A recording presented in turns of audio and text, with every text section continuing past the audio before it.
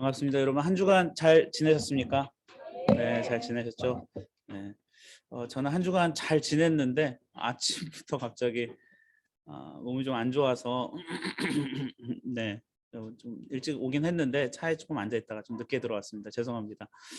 가끔 제가 이 편두통이 심하게 오면 막 토하고 막 이래요. 그런데 네, 아무튼 지금 약간 정신이 오락가락 하는데 저는 뭐 기도하면서 왔기 때문에 하나님이 알아서 해주시리라 그렇게 생각하고 있습니다. 네.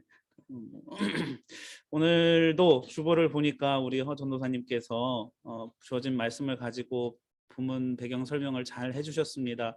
그래서 오늘 본문의 내용이 가지고 있는 교회사적인 또 배경과 의미는 주보를 꼭 한번 읽어보시면 좋을 것 같아요. 그래서 찬찬히 읽어보시면 오늘 말씀과 함께 많은 것들을 더 깊게 묵상하게 되실 수 있으리라 생각합니다.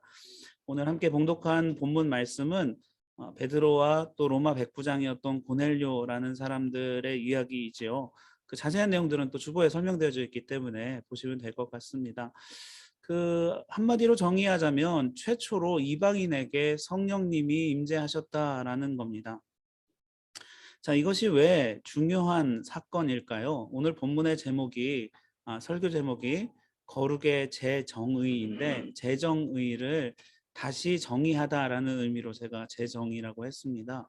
왜 거룩의 재정의로 본문 제목을 잡았을까요? 이런 궁금증을 가지고 한번 말씀을 들여다보면 좋을 것 같습니다. 유대인들은 수천 년 동안 전통적으로 선민 사상이다라는 사상을 가지고 있었죠. 그것은 하나님께서 우리를 선택하셨다라는 믿음입니다. 아브라함을 선택하시고 그 후손들을 선택하셨죠. 모세 이후로도 이스라엘을 유대인들을 중심으로 하나님은 모든 역사들을 펼쳐 나가셨고요. 그래서 유대인들에게는 이 선민 사상이라는 것이 그들의 민족적인 또는 종교적인 또는 그들의 정체성에서 가장 중요한 부분이었습니다.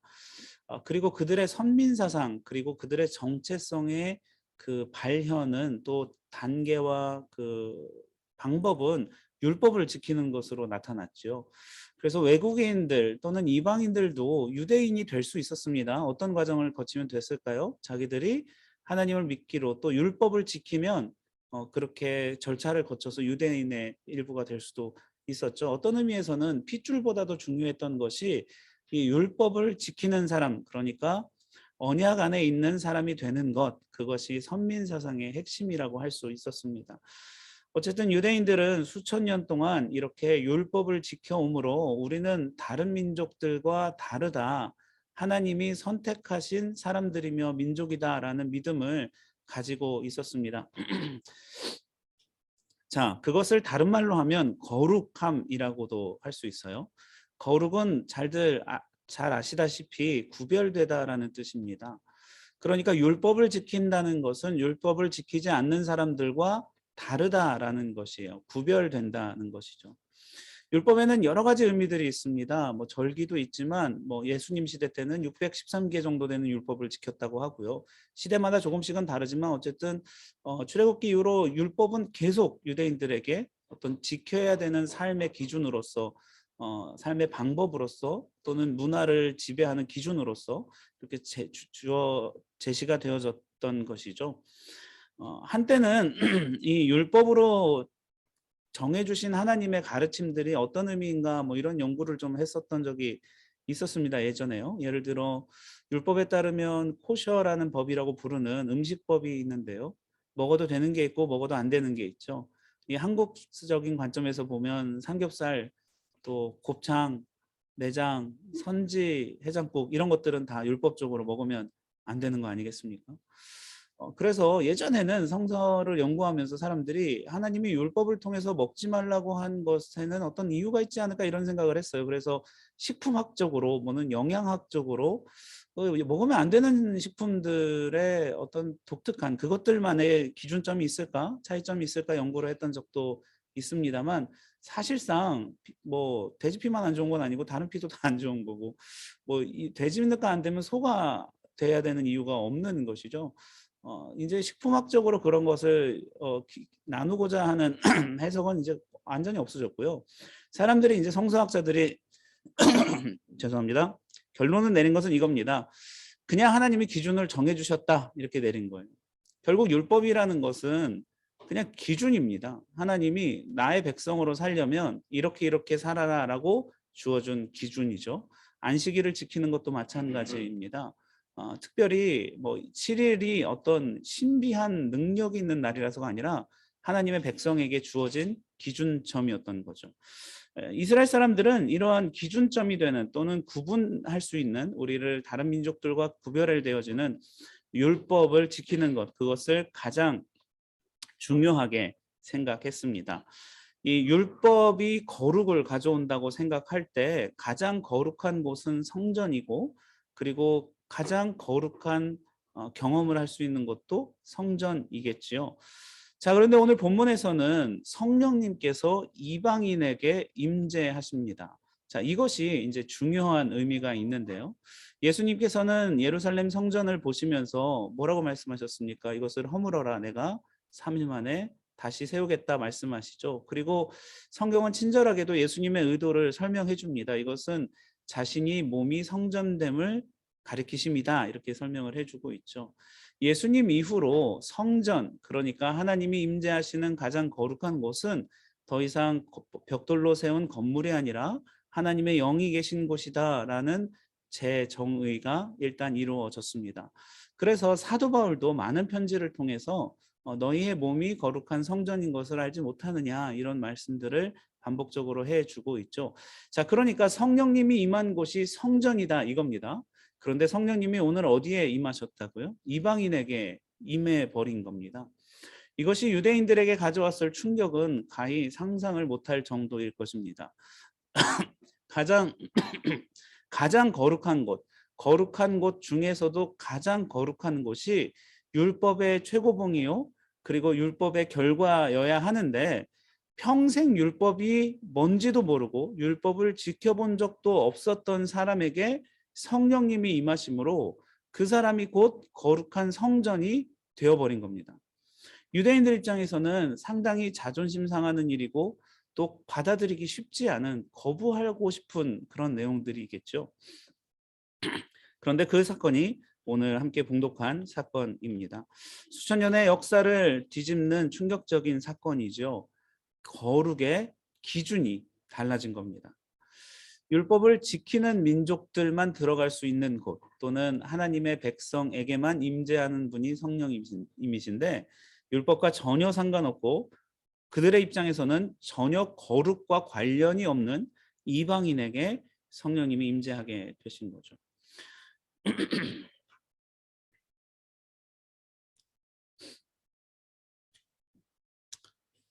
자, 거룩은 구별이라고 했습니다. 나누는 것이죠. 유대인들은 수천 년 동안 그렇게 자기들이 다른 사람들과 다르다라는 것을 인식하고 또 다르게 삶을 살아나가면서 그 믿음을 가지고 살아왔죠. 이 나누는 것에는 큰 힘이 있습니다.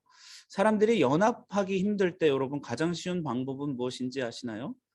어떤 적을, 에네미를 상정하는 겁니다. 그러면 바로 연합이 되죠. 평소에는 같은 학교를 다니면서 뭐 친하지도 않고 별로 가깝지 않은 사람들이 있더라도 다른 대학교와 경쟁을 하게 되면 갑자기 전우가 됩니다. 별것도 아니죠. 때로는 빨간색, 때로는 파란색 이렇게 색깔로, 감사합니다. 색깔로 사람들을 묶어놓거나 아니면 뭐 동물 마스코트 같은 걸로 사람들을 묶어놓으면 상당히 지성적이고 엘리트인 사람들조차도 아무것도 아닌 것 가지고도 이렇게 뭉쳐서 서로 싸우기도 하죠. 한국에서는 뭐 고려대나 연대냐 또는 연대냐 고려대냐 이런 거 가지고도 많이 싸우기도 하고요. 또 어느 지역 출신이냐, 또 군대를 어느 대를 나왔느냐 뭐 이런 거 하나 던져주면 상당히 쉽게 사람들이 뭉치기도 합니다. 이렇게 율법이라는 것은 유대인들에게 있어서 자기들 안에 어떤 공동체성, 그리고 하나됨 또는 연합, 그리고 상당히 많은 경우에는 다른 민족들에 대한 우월감을 느끼게 만들어주는 그런 구별점이었습니다. 그것을 이들은 수천 년 동안 지키고 또 명예롭게 가지고 왔던 거죠. 한편 이방인에게 성령님이 오신 것은 이들이 가지고 있었던 그런 사람들을 나누었던 모든 기준들을 무효화시키는 사건이었습니다. 이제 이들은 무엇을 중심으로 뭉칠 수 있게 될 수 있을까요? 사람들은 나누는 것을 편애하고 좋아합니다. 여러 가지 기준을 가지고 나누죠. 과거에는 율법으로 유대인들이 나눴다면 오늘날에도 우리는 여전히 여러 가지 기준들을 가지고 나와 또 남들을 나누고 있습니다. 교회는 다를까요? 예수님의 복음의 길을 따르는 예수님의 좋은 소식 또 새로운 구원의 소식을 따르는 교회는 다를까요? 예수님의 자녀로서 제자로서 우리는 격리시키고 선을 긋고 나눔으로써 거룩을 이루어내는 사람들이 아닙니다. 왜냐하면은요, 예수님께서 그것을 이미 바꿔 놓으셨기 때문에 그렇습니다. 자, 전통적으로 부정과 거룩한 것과 부정한 것들을 나누었던 유대인들 사이에 예수님이 오셔서 예수님은 어떤 일을 하셨습니까? 만지면 안 되는 사람들을 만지셨고요. 먹으면 안 되는 것을 먹으셨죠. 가면 안 되는 곳에 발을 들이셨고 움직이면 안 되는 안식일에 일을 하셨습니다. 온갖 부정하고 더러운 사람들과 함께 몸을 부대끼셨습니다. 그리고 새롭게 정의하신 것이죠. 이것이 거룩이라고요. 그 전까지는 행동, 그러니까 하면 안 되는 것이 거룩의 기준이었습니다. 나누는 것, 어디에 발을 들이면 안 되는 것, 우리가 손을 대면 안 되는 것, 또 입에 무엇인가 집어넣으면 안 되는 것. 그런데 예수님은요, 새로운 거룩의 기준을 제시해 주셨습니다. 하면 안 되는 것이 아니라 무엇을 해야 하는가를 가르쳐 주시는 거예요. 가난한 자들에게 다가가 도움의 손길을 내밀어야 하고, 율법적으로는 죄인이고 부정하고 병들고 더러운 사람들이지만 예수님은 그들을 만져주시고 싸매주시고 돌봐주셨습니다.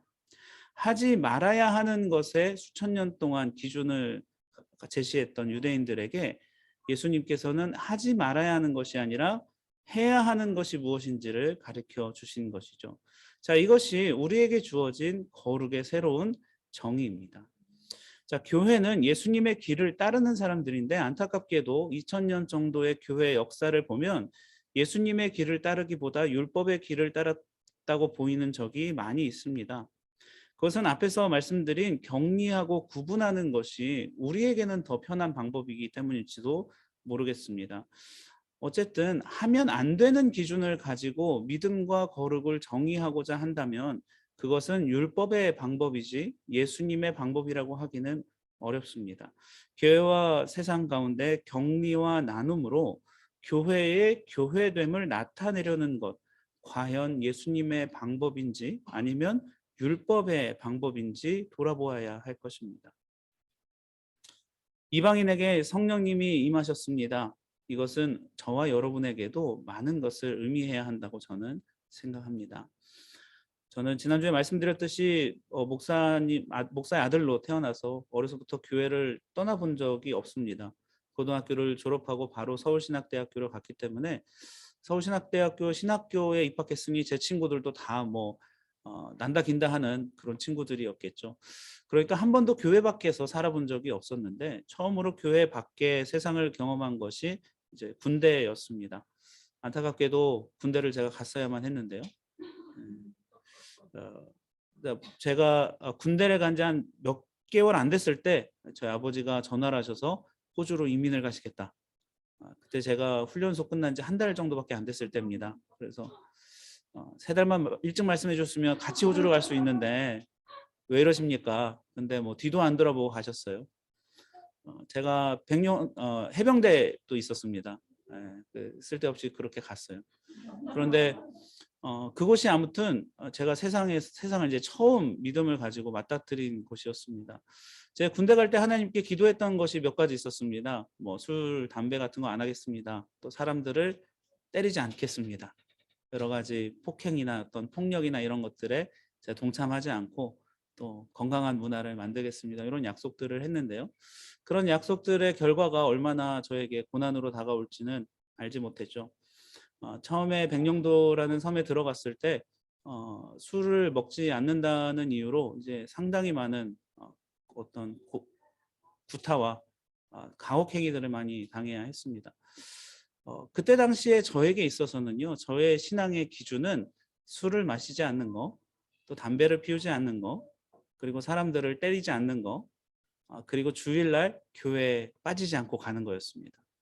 그래서 제가 입영 때 자대 배치라고 하죠. 부대에 가자마자 그때 뭐 행정관이었나요? 누가 노크라고 들어가서 저는 이제 일요일에 무조건 교회를 가야 된다. 이렇게 양해를 해달라 이렇게 얘기를 했습니다.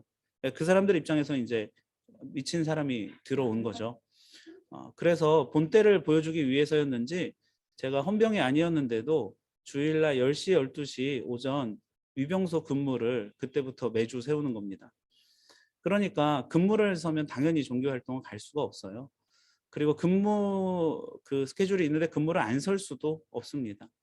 그래서 군대 가기 전에 저는 친구들에게 이런 이야기를 했었습니다. 군대를 안 보내주면 내가 대통령한테 전화를 해서라도 모든 국민에게 종교의 자유가 있는데 이런 얘기를 해서 나 군대 갈 거다 뭐 이런 얘기를 했었는데요. 군대 가 보니까 대통령한테 전화를 걸 전화가 없는 거예요. 그래서 자대 가고 나서 3달 정도를 교회를 한 번도 가지 못했습니다. 아주 괴롭히려고 일부러 하는 거죠. 다른 것들이야 뭐 제가 안 먹고 안 하면 되는데 근무를 빠질 수는 없기 때문에 교회를 가지 못했어요. 그때부터 제 안에 상당히 불편한 마음이 들기 시작했습니다. 평생 태어나서 엄마 뱃속에서부터 이제 22살 때까지 교회를 한 번도 빠져본 적이 없는데 주일 성수를 제가 빠뜨린 적이 없는데 말이죠. 술 담배를 입에 대보지 않은 것도 말할 것도 없고요. 그런데 이제 처음으로 못 가게 되니까 마음이 좀 불편한 거예요. 내가 더 싸웠어야 하는가? 내가 굴복하고 만 것인가? 나의 믿음이 그러면 무너진 것인가? 그때 당시에 가지고 있던 성경책도 다 빼앗기고 또 글씨를 읽거나 책을 보는 것도 허락되지 않았고 또 말을 하는 거 뭐 먹는 것도 다 자유가 없던 때인데요. 그 손바닥보다 작은 조그만한 성경책 하나를 제가 몰래 숨겨 가지고 있었던 게 있습니다. 아주 글씨가 작게 써져 있던 건데요. 밤에 새벽에 한 12시 넘어서 몰래 일어나서 속옷에 성경책을 숨겨 가지고 화장실에 가서 이제 성경책을 잠깐 봤습니다. 뭐 화장실 갔는데 5분 10분이 지나도 제가 안 나오면 바로 누가 찾으러 옵니다. 워낙에 이제 자살 사고도 많고 하다 보니까 무슨 일이 있을까 봐 찾아올 시간이 많지 않아요.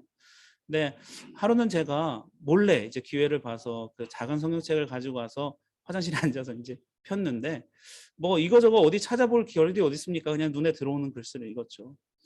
근데 첫 번째 읽은 구절이 이런 내용이었습니다. 안식일이 사람을 위하여 안식일에 인자가 안식일의 주인이다. 이 말씀이었어요.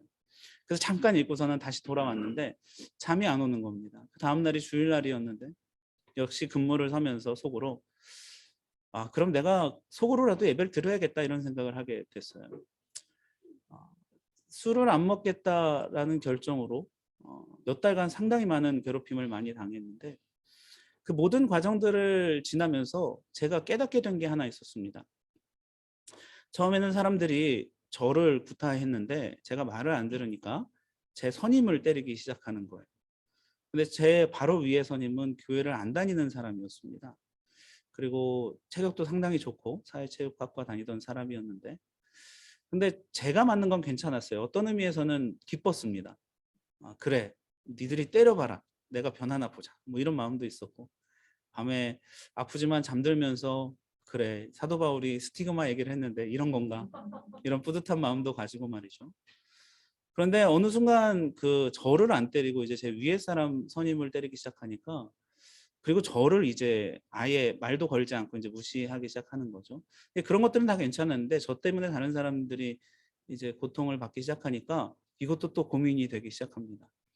하루는 저 때문에 맞는 선임이 밤에 저를 자고 있는데 깨우는 거예요. 그래서 몰래 데리고 나가서 많이 맞겠구나. 근데 차라리 맞으면 속이 편안할 것 같았어요. 그런데 이 사람이 너무 착한 겁니다. 저를 때리지 않고 저한테 말로 하는 거예요. 너가 종교적인 그런 가치를 지키는 것을 나는 인정한다. 그러나 군대는 육군도 아니고 해병대는 네가 자원을 해서 온 건데 해병대에 온다고 너가 선택을 했을 때는 이 해병대에 있는 그런 규율을 따르겠다고 선택한 거 아니냐. 이 너무 논리적인 말이죠. 그렇다면 너가 아무리 기독교인이라 할지라도 이 부대 내 규율이라는 게 있는데 이것을 따라줘야 되지 않겠냐. 이렇게 얘기를 하는 거예요. 할 말이 없었습니다. 근데 그 사람은 끝까지 저를 때리지 않았어요. 그래서 그냥 뭐 죄송합니다만 반복하다가 맞죠. 그게 시간이 반복되니까 제 안에 상당히 많은 고민들이 생기는 거예요. 저 때문에 맞는 이 사람은 죽을 때까지 교회를 안 갈 수도 있겠다. 이 사람에게 나는 어떤 존재일까? 신학생 한 명 미친 녀석이 들어와서 쓸데없이 그거 뭐 맥주 한 병 먹는 게 한 잔 먹는 게 뭐 문제라고? 그거를 안 먹어서 자기가 이렇게 고생을 당하는 거죠. 합리적으로 잘 이 얘기를 해보려고 했는데도 끝까지 말을 안 듣는 이 녀석. 그러니까 제 안에 이제 하나님께 질문이 들기 시작합니다. 하나님, 그러면 제가 다음번에 회식할 때는 먹을까요? 먹는 게 좋을까요? 그런데 그러면 지금까지 지켜온 모든 게 다 무너지는 것 같은 거였습니다. 그때 당시 부대 안에 신학생이 3명이 더 있었는데 전부 다 먹었던 거예요. 제가 마지막 보류였는데 저까지 먹으면 제 후에 들어오는 기독교인들이나 신학생들이 야, 쟤도 버티다가 결국엔 먹었어. 똑같은 소리를 듣게 될 것 같기도 하고 또 처음부터 제가 마셨으면 모르겠는데 버티다가 나중에 먹어버리면 결국에는 이제 밀렸구나 이렇게 생각하는 게 되는 게 이제 싫기도 했고요. 한편에는 제가 계속 고집을 피우면 이 영혼은 어떻게 할까? 이 사람 나중에 내가 전도하고 싶은데 나를 점점 증오하는 게 보이는 거예요. 나를 너무 이기적인 존재로 보고 너무 이해할 수 없는 대상으로 마치 우리가 이단을 보듯이 그렇게 저를 보는 것도 보이게 됐죠. 한 달에 한 번씩 그 술이 들어왔어요. 저희 부대는. 근데 이제 선임들이 후임의 술을 주일날 술 얘기를 하니까 좀 그러네요. 선임들이 후임의 술을 뺏어 먹는 것을 방지하고자 다 같이 모여서 이제 장교들도 있는 데에서 한 병씩 배부를 해주고 그 자리에서 다 먹고 갑니다. 안 그러면 술 때문에 사건이 일어나니까. 그런데 그렇기 때문에 제가 이제 그거를 피할 수가 없었던 거죠. 어쨌든 두근두근한 마음이 드는데 또 술이 들어온다는 겁니다. 토요일 날 오후 5시에 휴게실에서 술을 먹는데요. 일주일 동안 잠을 못 잤습니다. 토요일 아침이 됐고 토요일은 뭐 자유시간이 좀 있는데 뭐 아무것도 손에 잡히지 않는 거예요. 하나님, 오늘 어떻게 먹어야 됩니까? 안 먹어야 됩니까? 왔다 갔다 이렇게 복도 같은 데서 마주치는 사람들, 그때 당시에는 그 옆에 중대에서도 저를 구경하러 왔거든요. 미친놈이 있다 그래가지고. 그래서 막 그 구경 오는 사람들도 저를 볼 때마다 막 때리고 쌍욕을 하고, 제가 살면서 어디 가서 예쁨만 받아봤지 그런 종류의 그런 모욕과 그런 대우를 받아본 적은 없는데요. 어쨌든 막 그런 시간에 속에서 막 답이 없는 거예요. 아무리 기도해도 하나님이 응답을 해주시지 않는 거예요.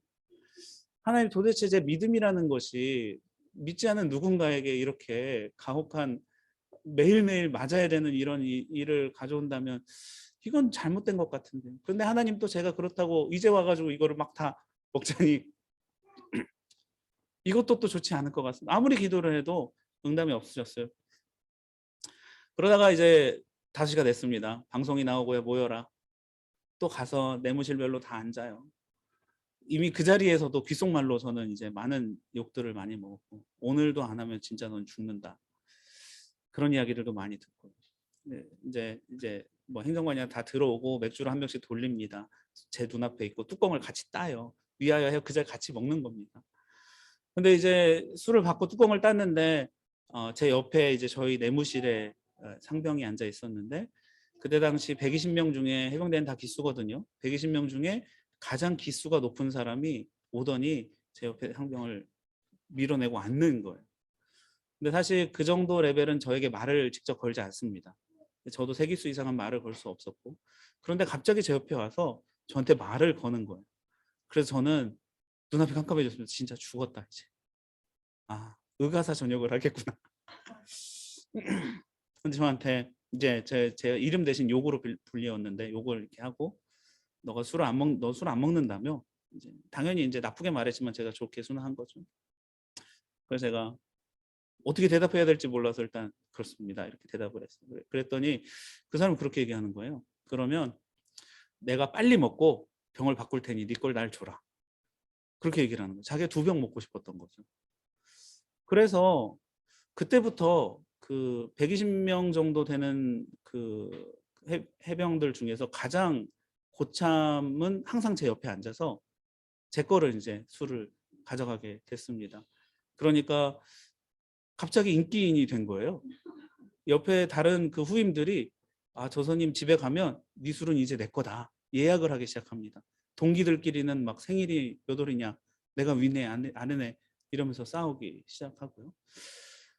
그 문제는 제가 전혀 상상하지도 못했던 방법으로 해결이 됐어요. 물론 한 두세 달 정도 상당히 힘들긴 했습니다만. 그런데 그렇다고 제 안에 가지고 있었던 문제가 해결된 것은 아니었습니다. 하나님을 믿는다는 믿음이라는 것이 무엇을 의미해야 할까 말이죠. 보통 삼행이라고 하거든요. 술 안 하고 담배 안 하고 말이죠. 뭐 안 하고. 또는 주일 성수하고 11조하고 봉사하고. 우리의 믿음이라는 것이 과연 무엇을 의미해야 하는가 본질적으로 돌아볼 필요가 있다고 저는 생각합니다. 예수님께서는요.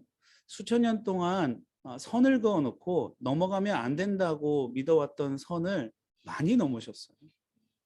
결국에 그 선은 아무것도 아니다라고 말씀하신 것이 예수님의 모든 가르침 아닙니까? 너희들이 부정하다고 했던 그 사람들이 너희보다 의롭고 너희가 저들을 보면 우월감을 느꼈지만 사실은 너희가 더 죄인이다라는, 그렇게 예수님의 가르침은 언제나 전복적이지 않으셨습니까? 율법을 대할 때 말이죠. 오늘날뿐만 아니라 교회사를 보면 언제나 우리는 예수님의 길이 아니라 율법의 길에 유혹을 받고 있습니다. 복음이라는 것이 무엇이어야 할까요? 그들만의 잔치여야 할까요? 우리끼리 좋으면 되는 걸까요? 우리끼리 거룩함을 추구하면 됩니까? 기독교인만의 삶의 방식과 기준을 가지고 그 안에서 그냥 진리의 상아탑 속에 거룩한 현자들로서 살아가고 있으면 되는 것일까요? 저는 사실 제가 그렇게 아름다운 신앙의 환경 안에 살고 있다는 걸 몰랐습니다. 군대라도 갔으니 그나마 깨달은 거죠. 오늘날 우리의 삶은 어떨까요? 모두 다 믿는 사람들 안에서, 모두 다 아름다운 기독교의 문화 안에서 그렇게 우리가 살아가고 또 우리 자녀들을 그렇게 안전하게 키우면 그걸로 끝나는 것일까요? 20년쯤 전에 군대에서 시작된 고민은 아직도 저에게 있습니다. 저도 아이들이 3명 있고 크리스천 스쿨을 보내고 있는데요. 크리스천 스쿨을 보내면서 너무 좋습니다. 학교에서 말씀도 배워오고 뭐만 하면 기도하고 너무 좋아요. 그러나 계속 풀리지 않는 의문이 있습니다. 이 아이들이 언제 세상 속에 들어가서 빛과 소금이 될 수 있게 해줄 수 있을까 말이죠. 언제까지나 그 안에만 있는 것, 그것이 과연 거룩일까요? 과거에는 그랬을지 모르겠습니다. 율법 시대에는 말이죠. 예수님은 오셔서 선이란 선은 모조리 다 넘으십니다. 그리고 우리의 손을 이끄시는 거예요. 이제 선을 긋는 것, 하지 않는 것으로 거룩에 도달할 수 없다는 거예요. 우리가 가야 하는 것이 있고, 우리가 전해야 되는 말이 있고, 우리가 잡아줘야 되는 손이 있고, 우리가 위로해야 되는 마음이 있는 겁니다. 이제 우리의 거룩은 무엇을 안 함으로 도달할 수 있는 것이 아니라 예수님의 발자취를 따를 때에 도달할 수 있는 겁니다. 혈통도 중요하지 않고 전통도 중요하지 않습니다. 아버지와 부모님이 아브라함 할아버지라 해도 아무 의미가 없는 겁니다. 율법 시대에나 의미가 있는 거죠. 이제 중요한 것은 무엇입니까? 고넬료에게 성령님이 임재하셨다는 거예요. 베드로의 고백이죠. 베드로와 사도 바울은 후에도 이러한 문제로 부딪히기도 합니다. 베드로는 상당히 유대주의적인 사람이었잖아요. 그럼에도 베드로조차도 이렇게 고백합니다. 하나님께서 성령님을 주셨는데 물로 세례를 주지 못할 이유가 없다는 거죠. 이제 모든 것이 변한 것입니다. 그렇다면 저와 여러분은 오늘 그 변한 복음을 가지고 살고 있을까요? 어떤 의미에서는 우리가 익숙한 문화적인 교회적인 환경과 한계들이 있을 텐데 그것을 넘어가는 것이 새로운 거룩의 재정의다라는 것 우리가 잊지 않았으면 좋겠습니다. 우리가 부정하다고 생각하는 사람들, 우리가 죄인이라고 생각하는 사람들, 우리가 모자르다고 생각하는 사람들에게 실제 우리가 가야 하는 것이 우리의 삶의 사명인 줄로 믿습니다. 이렇게 안전한 곳에서만 있지 않고 예수님의 자녀로서 예수님의 제자들로서 예수님의 새로운 거룩의 제 정의를 따라서 그 발걸음을 따르는 저와 여러분들 또 우리 행복의 교회 모든 성도분들이 되시기를 소망합니다. 제가 기도로 마치기 전에 두 가지 질문을 드려보고 싶습니다. 기독교인이라고 할 때 떠오르는 기준들이 있다면 무엇이 떠오르시나요? 이러한 기준들 가운데 특정한 문화에서만 인정되는 기준들이 있을까요? 한번 생각을 해보시면 좋을 것 같고요. 또 나의 신앙 기준으로 나와 다른 기준의 신앙을 가진 사람들의 삶과 신앙을 오해한 적은 없을까요? 이런 질문들도 고민해 보시면 좋을 것 같습니다. 제가 기도하겠습니다. 사랑이 많으신 하나님 아버지, 주어진 말씀을 통하여서 거룩의 제 정의란 주제로 말씀을 나누어 보았습니다. 우리 모두들 우리 안에 살아있는 복음이 필요합니다. 과거의 것이 아니라 또 고정되어 있는 것이 아니라 매일매일 우리가 숨쉬는 순간마다 우리 안에 역사하시는 성령님을 통하여서 이끄시는 그래서 아름다운 열매를 맺혀내는 그 아름다운 복음의 능력이 필요합니다. 이 시간에 새로운 거룩의 재정에 하시고 또 그 새로운 거룩의 길로 이끄시는 주님을 따라 우리들 함께 이제 여러 가지 기준과 선을 넘어 복음을 전하고 사랑을 전하며 그렇게 하나님의 나라를 또 확장시켜 나가는 우리들 모든 성도분들 될 수 있도록 주님 인도하여 주시옵소서. 감사드리며 예수님의 이름으로 기도드립니다. 아멘.